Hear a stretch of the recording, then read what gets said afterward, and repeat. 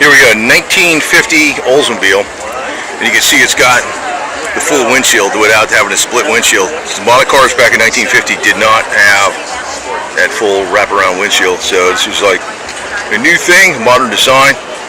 I believe these are, you know, I could be wrong, but it looks like they're air intake vents in there, between the headlight and the parking light, or it's turn signals. I don't know if those are turn signals too, maybe just be parking lights.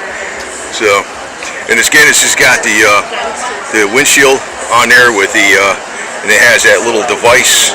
You can see that up on the top of the dash, so you can see if the red changes, the light turns red to green.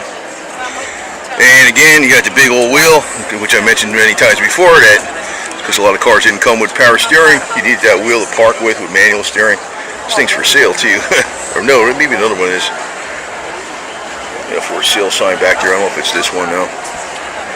Look at the back of that thing. Rocket 88, Oldsmobile.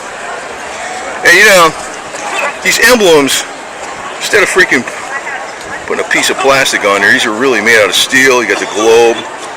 With the, looks like a comet going around the globe. The United States in the middle right there. Oldsmobile, Rocket 88 again.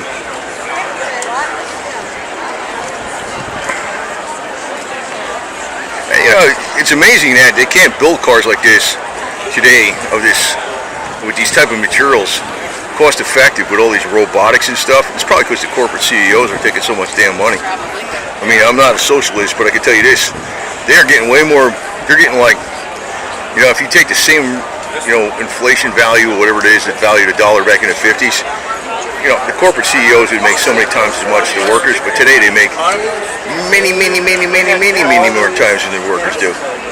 That's probably why it costs too much to make a car like this today. So, because you figure we got computers and CAD/CAM and all this kind of garbage, robotics. Why can't they make them out of steel and use high-tech methods to make sure the steel doesn't rust and put like chrome trim on it like this? So that freaking stupid plastic garbage. I know it reduces weight. Yeah, right. Who cares? The more weight you have, the better it goes in the snow, right? So anyway, it's a beauty, man. It's a beauty. White wall tires, the little red on the side of the rims.